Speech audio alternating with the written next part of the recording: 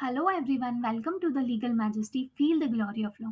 आज हम बात करेंगे कि मध्य प्रदेश सिविल जज एग्जाम को क्रैक करने के लिए आप कौन-कौन सी बुक्स को प्रेफर कर सकते हैं।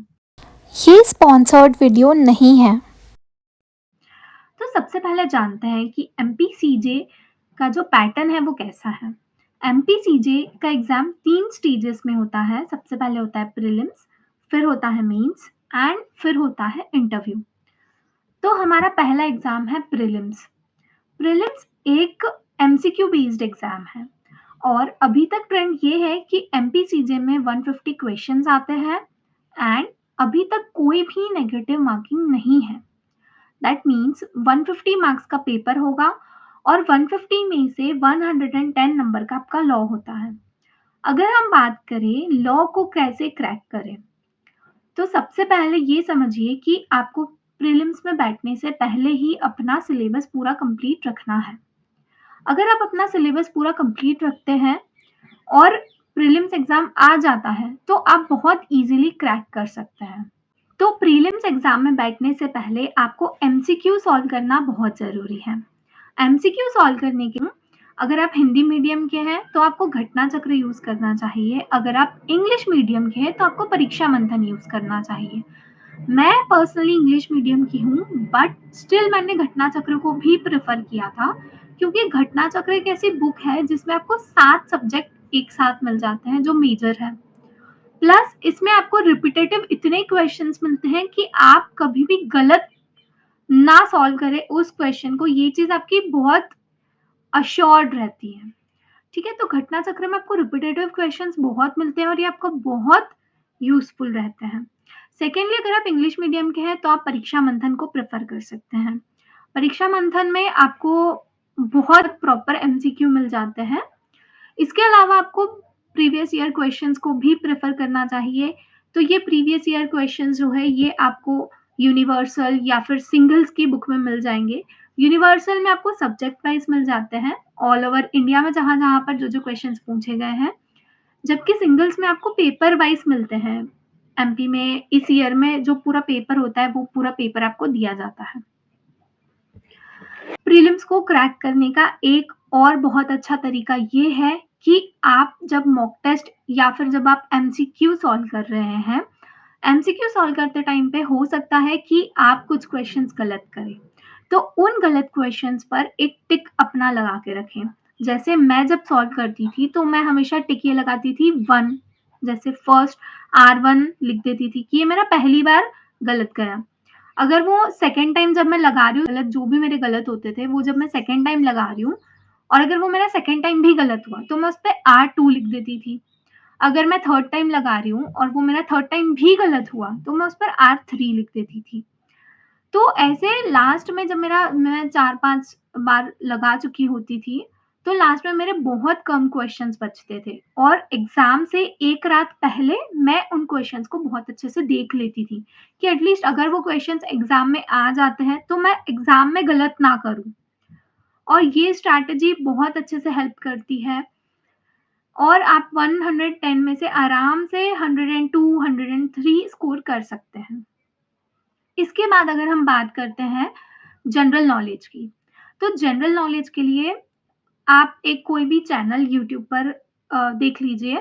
लेट्स से मैं अगर अपनी बात करूँ तो मैं क्रैक एग्ज़ाम चैनल को देख लेती थी और उस चैनल पर जो भी डेली करंट अफेयर्स के वीडियोज़ आते थे, वो वीडियोज़ को मैं डेली देखती थी बिना मिस किए।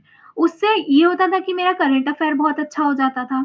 उसके अलावा जो भी वो स्टैटिक पार्ट बताते थे, वो स्टैटिक पार्ट कहीं न कहीं एग्ज़ाम में देखने को मिलता ही था। बट अगर हम कंसाइज़ली बात करें वो वीडियो के अलावा, तो मैंने जो प्रीवियस ईयर क्वेश्चंस थे, वो देखे और उनकी एक लिस्ट बनाई थी कि एमपी में कौन-सी जगह से कैसे क्वेश्चंस आ रहे हैं। तो मेरे अराउंड 80 टॉपिक्स बन गए थे और मैंने वो 80 टॉपिक्स को पर्सनली एक-एक टॉपिक को मैंने पढ़ लिया था। लेट्स से रिवर्स पर क्वेश्चन आते थे, स्पेशली रिवर्स ऑफ एमपी कहाँ से ओरिजिनेट हुई है, कहाँ पर जाकर मिल रही है, तो ये वाली चीज़ें बहुत आती हैं एमपी में। तो ये चीज़ के लिए पर्सनली मैंने वो पूरा टॉपिक ही पढ़ लिया था कि अगर कहीं से भी क्वेश्चन्स आ रहा है, तो मैं गलत ना करूँ। तो जनरल नॉलेज ऐसा मेरा अच्छा हुआ। इसके अलावा अगर हम बात करते हैं कंप्यूटर की, तो कंप्यूटर में क्वेश्चंस जो आते हैं वो बहुत ज़्यादा बेसिक आते हैं और वो बेसिक क्वेश्चन में भी 10 नंबर में से भी मुझे लगता है 5 टू 6 क्वेश्चंस रिपीटेटिव होते हैं। रही बात अगर आपको 10 में से 10 चाहिए तो आप ल्यूसेंट बुक को प्रेफ़र कर सकते हैं। ल्यूसेंट बुक जो कंप्यूटर के लिए आती है और वो एक छोटी-सी पतली-सी बुक रहती है और आप उसको प्रेफ़र कर सकते हैं। कुछ नहीं तो आप उसके एमसीक्यू सॉल्व कर लीजिए जो चैप्टर के लास्ट में दिए हैं, तो आपका काम हो जाएगा। आप 10 में से आराम से 8, 7 स्कोर कर सकते हैं। अपार्ट फ्रॉम दिस अगर हम बात करते हैं इंग्लिश की, तो इंग्लिश के लिए मैंने कुछ लिस्ट बनाई थी सिनोनिम्स की, एंटोनिम्स की, वन वर्ड सब्स्टिट्यूशन की और मुझे लगता है उसमें से ही कुछ चीज़ें बैठ गई थी। प्लस प्रीवियस ईयर के क्वेश्चन बहुत इम्पोर्टेंट होते हैं, तो अगर आप प्रीवियस ईयर के क्वेश्चन करके जाते हैं तो एटलीस्ट आपको पता रहता है कि किस टाइप के क्वेश्चन आएँगे और आपको कैसे उन्हें आंसर करना है। ऑल्सो इंग्लिश और कंप्यूटर जो है ये थोड़ा-सा एमपी एडीजे के पेपर में से भी लिया जाता है। अगर आप एमपीएडीजे का पेपर भी सॉल्व करके जाते हैं, तो ये आपके लिए एक एडवांटेज रहेगा और आप ईज़िली प्रीलिम्स को क्रैक कर सकते हैं। इसके अलावा हम बात करते हैं मेंस की। तो सबसे पहले जब हम बात करते हैं मेंस की, तो मेंस के लिए भी मैं सेम स्ट्रैटेजी बताऊँगी। कोई आपको मोटी-मोटी बुक्स को प्रेफ़र करने की ज़रूरत नहीं है। मेंस को क्रैक करने के लिए सिर्फ़ आपको रिवीजन की ज़रूरत होती है। मेंस को क्रैक करने के लिए आपको रिवर्स स्टडी करने की ज़रूरत है। अब आप इस स्टेज पर नहीं हैं कि आपको पूरा का पूरा सिलेबस वैसा का वैसा पढ़ना है, बट अब आप रिवर्स स्टडी करिए। जैसे कि प्रीवियस ईयर क्वेश्चंस निकालिए सारे एमपी के। सबसे पहले एमपी के निकालिए, उसके बाद में आप दूसरे स्टेट के जा सकते हैं। बट एमपी के एटलीस्ट आपको आप सारे सॉल्व कर लेना चाहिए एग्ज़ाम से पहले। तो एमपी के प्रीवियस ईयर क्वेश्चन जो है वो आपको एमपी हाई कोर्ट की वेबसाइट पर मिल जाते हैं। इसके अलावा मैं अगर आपको बुक की बात करूँ, तो बुक पर जाने से पहले आपको अपने at least short and crisp note तैयार रखने चाहिए, जो कि आपके बैरक में भी हो सकते हैं।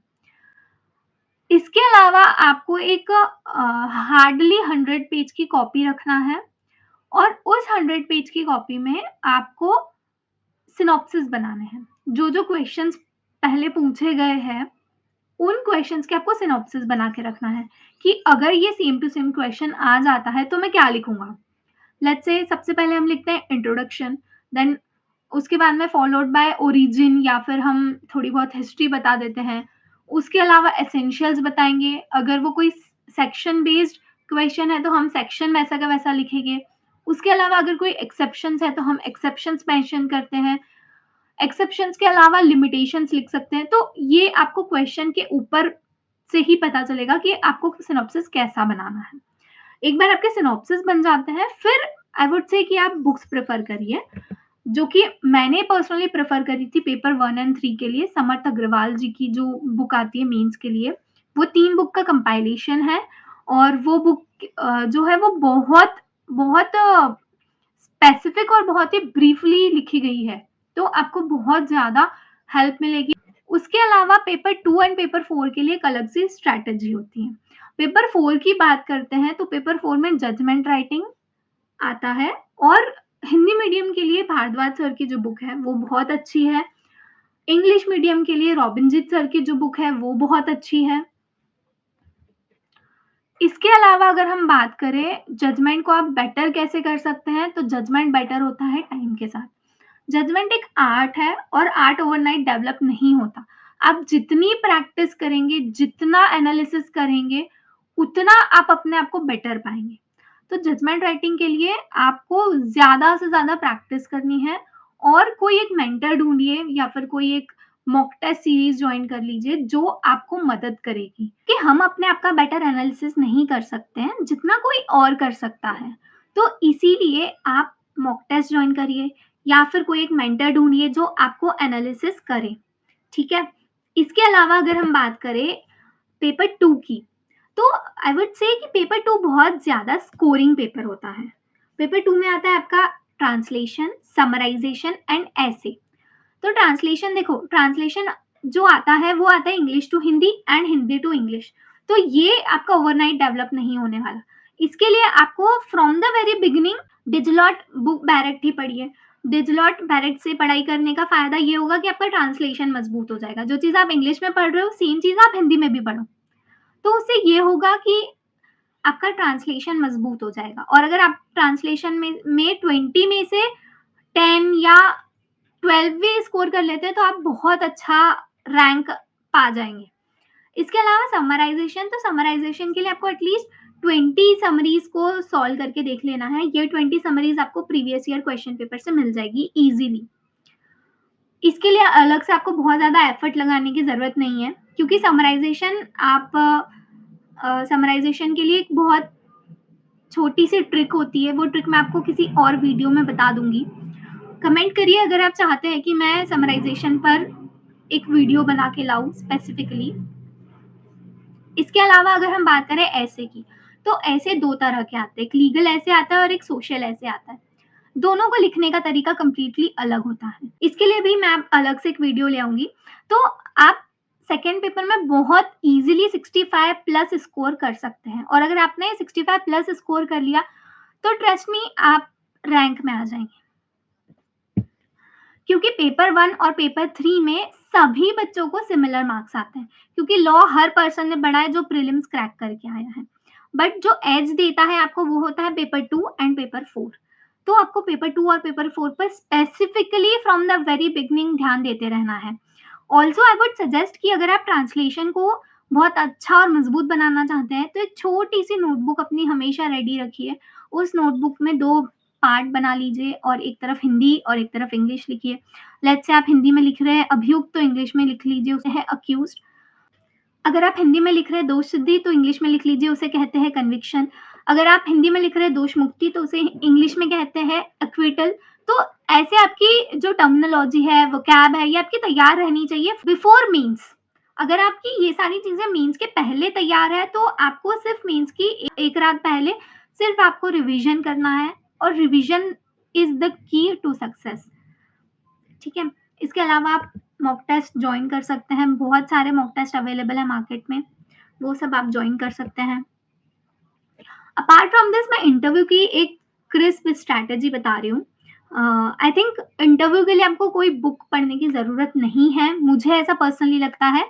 इंटरव्यू के लिए आप जितने हो सकते हैं उतना मॉक टेस्ट दीजिए, उतना मॉक इंटरव्यू दीजिए, प्लस रिवीजन करिए। Revision as in HR questions का रिवीजन करिए कि एचआर क्वेश्चंस कैसे होते हैं और वो एचआर क्वेश्चन में आप जवाब कैसे दे सकते हैं।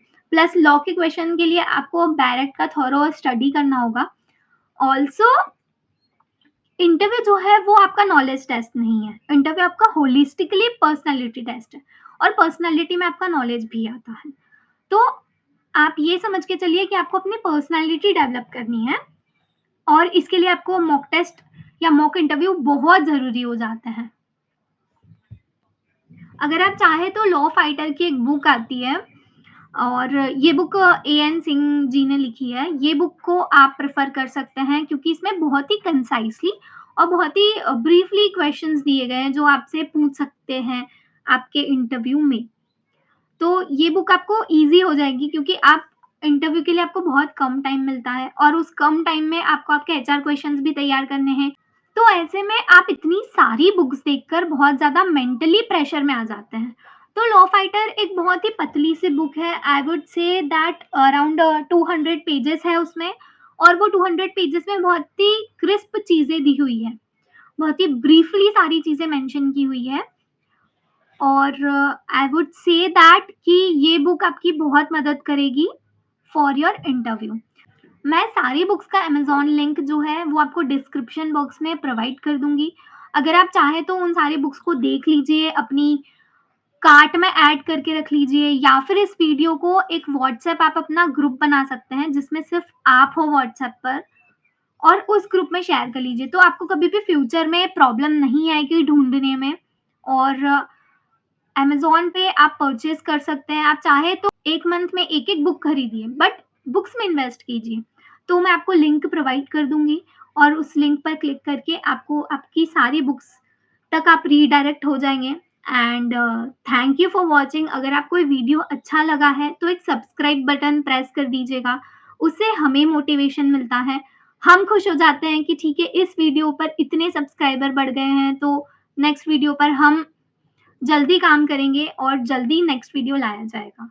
तो thank you for watching, and if you really like this video, subscribe ज़रूर करना और हमारे आप और वीडियोज़ पर भी विज़िट कर सकते हैं।